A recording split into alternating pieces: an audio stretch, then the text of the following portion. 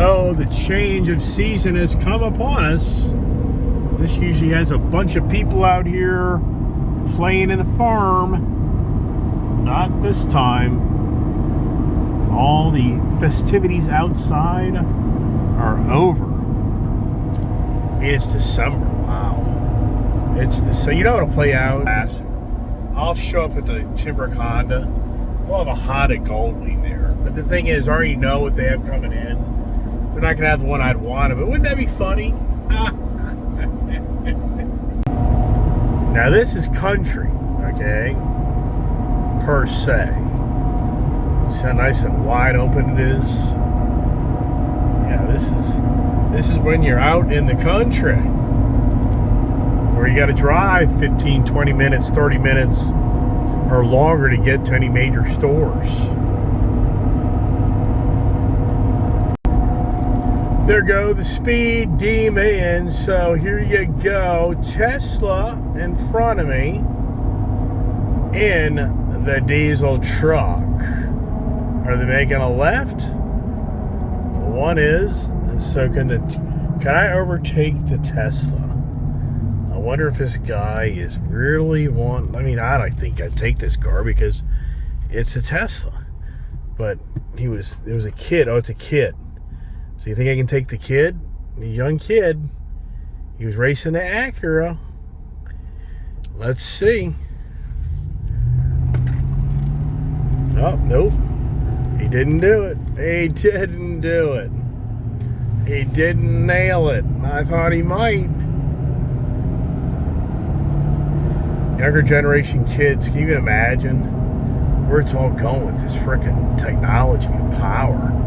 I mean, these younger generations are going to have these cars that are insane power. The video games are going to be real in between their legs and feet. Wow. And there's Timbrook Honda with a lot of stuff, man.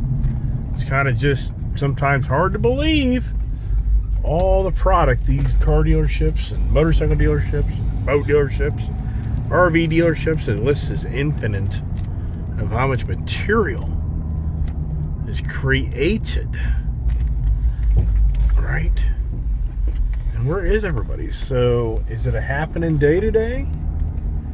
Are there a lot of people out here doing their things? This guy here doesn't park his truck very well. That's for damn sure, but oh well. We'll make the best of it. I wonder whose Bronco that is. Is that a Lance's Bronco? I would think it would be. For the record. Alright. Man, you could be riding a motorcycle today. I mean, sincerely, this is motorcycle ride weather. It's warm. I mean, compared to what we've had. Somebody getting a little Christmas gift. Look right there. Look at that.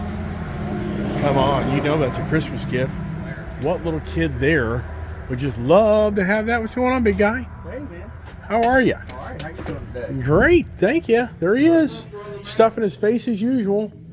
I tell you, man, between that eating and that drinking, what the hell are you doing? My gosh. I figured my new Honda Goldwing 2024 would be sitting here. Come on. I mean, they didn't come in? On the way. They're supposed to be here. They're on the way. You mean I drove all the way out here for just nothing? It's a pretty day, though. I got some parts that I came in for, so. But I said, I'll be driving out here and all of a sudden be like, oh, the Honda Goldwing new one just showed up. But not the one I want. But, all right, let me go back here and bug the other people.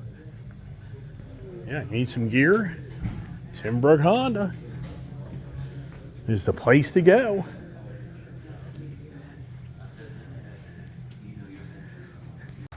All right, got my gear, got my toys, my goodies. I'm leaving. Okay? And I didn't buy nothing. Isn't that a miracle? Wow. That's a big ass tank bag. Good Lord. What'd I buy? All right. I escaped. Did I escape? Yeah, there would be nothing going down there today, so that wasn't the deal. The deal was to get my goodies. But that bag is so big. I'm gonna be like, wow, I don't know. You know, looking at pictures versus the real deal in life. Maybe you know these stories. As we get up the road here, and just a really nice Saturday afternoon when they said it was supposed to rain a lot, and it has not. So pretty cool, actually. I'll take it. Oh boy, as we continue the Cybertruck or the Cyber Raptor conversation, as we call it a day, or do we call it a day? I just can't call it a day, can I?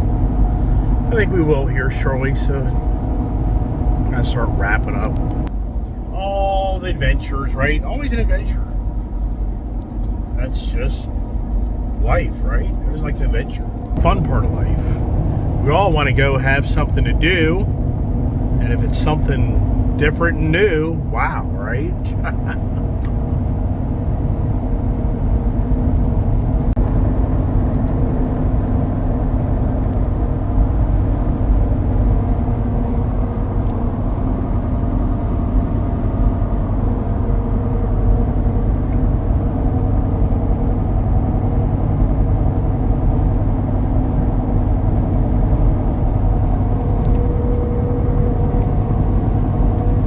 It's going to turn out to be just a really great afternoon. Wow.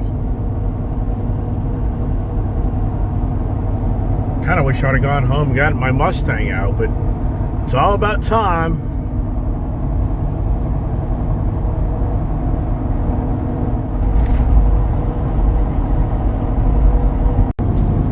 There is a motorized parasailer, paraglider.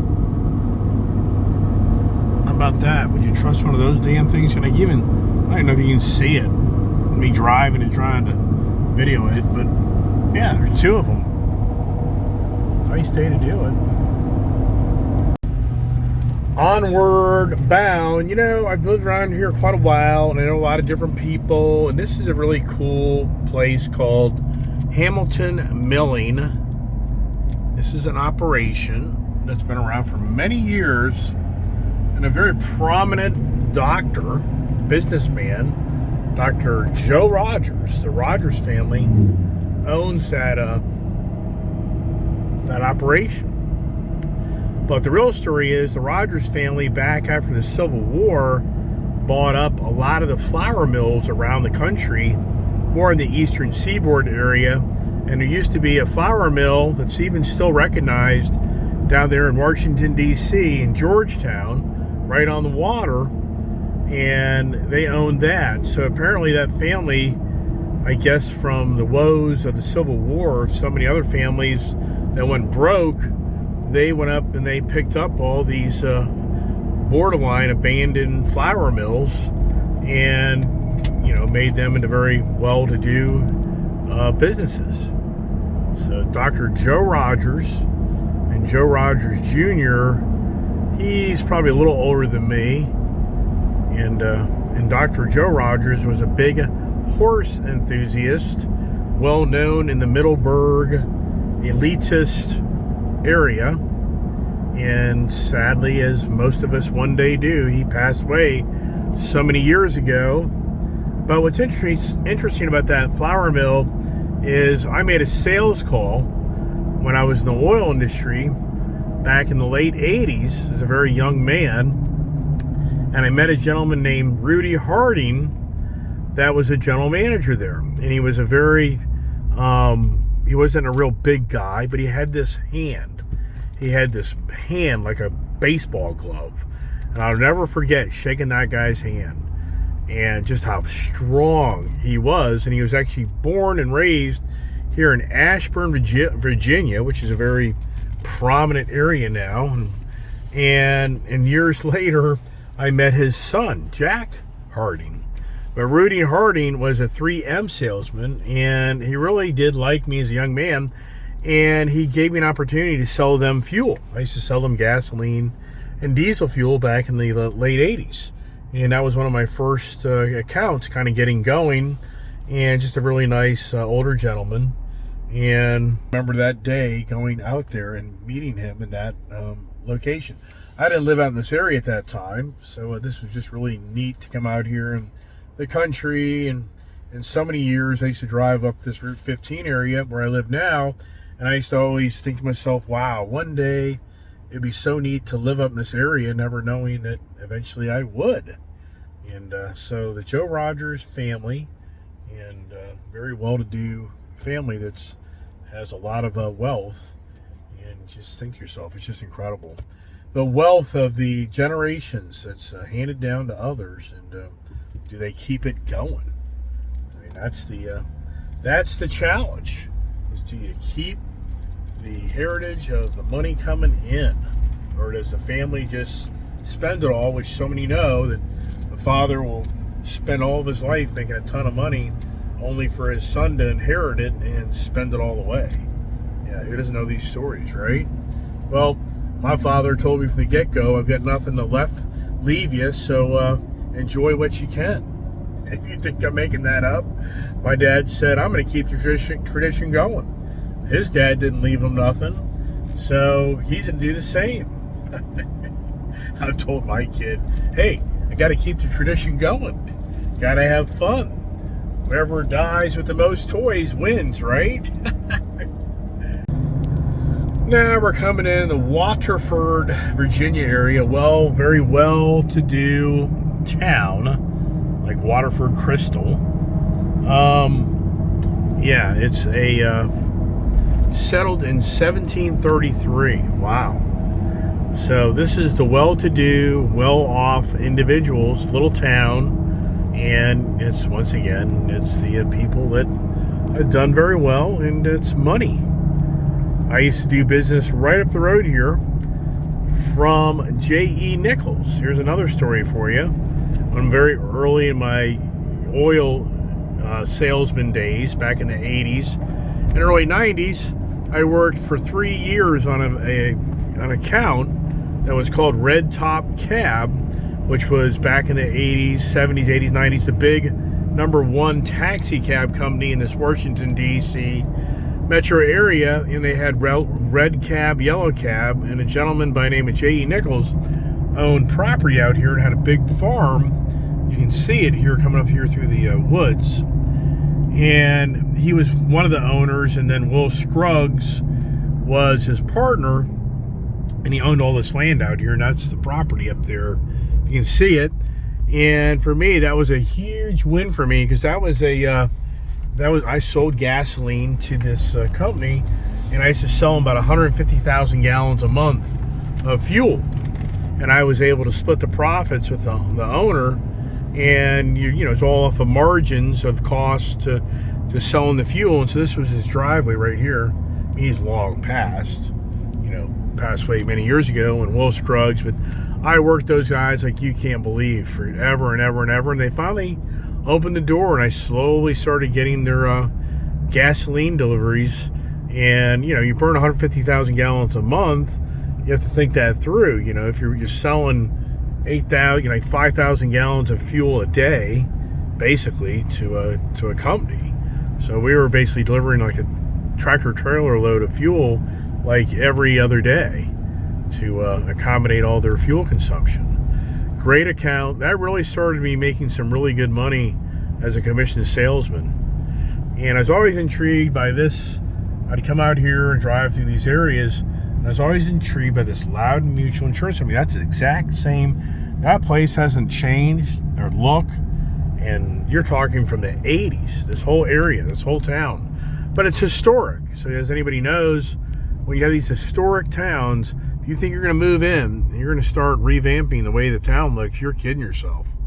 You're going to have strong objection to how that's going to play out. And then here is the Waterford Elementary School. That used to be the school. And, back in the day, there probably was elementary through possibly high school. So that used to be a school for the locals here. And I've known people that actually went to that school, just to show you what age they are. And then as time progressed, they built the Waterford Elementary School up here. And I just about moved into this Waterford area on the other side of the town here so many years ago, but never played out. But like my daughter would have gone to that school there. And you can see all of these, you know, really in so many ways historic homes now. And this it's a pretty big area. This is a dirt road up here that takes you to actually Arthur Godfrey's property. If you're an Arthur Godfrey person, you would know what I'm talking about. The great radio personality. He lived up here. So he lived on Beacon Hill. They named the this area up here just a little, you know, not even a mile from the way the bird flies, that he established a big piece of property, and they called it Beacon Hill because he's the guy that created the Leesburg Airport here in this Leesburg, Virginia. There's a Leesburg Airport, and that was all founded by Arthur Godfrey, who was the airplane enthusiast, and he used that landing to accommodate him to travel. And meanwhile, he was the guy that was the big radio personality that was into exotic animals. I have been on his property, and I'm not embellishing to you, that back in the late 90s, early 2000 year, I walked his property to buy a part of his property to build a custom home. But guess what? It's all up a dirt road. I actually saw the big metal fences where he kept the giraffes and the elephants and the other exotic animals that he had a collection of on his property. I mean, these big, you know, tall metal, heavy metal fences that contain the animals supposedly. And once again, I looked at property, but I had no desire to live up on that Beacon Hill because it was all dirt roads to get back in there, and I'm like, there's no way. So there's another story on another day of the Iceman, who now been in this area now for 34 plus years, 35 years. You know, now I feel like I'm the old guy that, oh, I remember when this was like this and that. It's like, wow, does anybody know these stories? Right. Way back into town to my home, and it's always about going the back roads because the main roads in this area are just locked down because of the main road I live on that is a main road from Pennsylvania, Maryland, Virginia. It's so bad. West Virginia, it's ridiculous. So is this guy take a right? Usually they do. Yep. Take a right. He's cutting through to avoid all the traffic. And now all this property here is for sale. When I moved here, nothing was here. It's just all open fields. But all that property there is for sale, which some developer will buy up. And then they'll put in, you know, the 50 homes. But see, there's no sewer or water out in this area. So you're limited to what you can do on how many plots you can create out of this land, because you have to have the percolability of the septic fields. And what people don't know is a lot of this is clay ground, and you can see it up here. There's a lot of clay up here. If the ground doesn't perk, you can't put a septic field in. And many years ago, the county bent the rules and got creative with these like above ground septic fields, even to the point that, like, my parents' house that I've shown you across the way, it has one of those. But they've had so many problems with those above ground septic fields that they've banned them. You can't do that anymore. So whoever buys this property right here, they're going to have to do a soil percolability test. And if they see they can't put a lot of houses on it, they're just not going to be interested to pay a lot of money for it. So that's a whole other variable that I don't think people even realize when it comes to buying property, that, you know, you buy a big piece of land, but if they can't put septic fields on it, or many, then you're not going to be able to put many houses on it. All right. Okay, we're back home at the compound. And hey, everybody, thanks so much for watching my videos and listening to me yabba dabba do. I think the kid's back home. So, wow, great adventurous day. And does the Raptor, the Cyber Raptor truck deal play out? Stay tuned for that. Do we do a Sunday car meet? I don't know yet. Have to see how the weather is for tomorrow. It's supposed to be raining. So once again, everybody, thanks so much for subscribing to my channel. Share the channel. I appreciate the viewers, and please share what I try to share with you, of my information, to maybe share with others. That's the goal. So everybody, thanks so much. God bless. Stay safe, and have a great Saturday evening.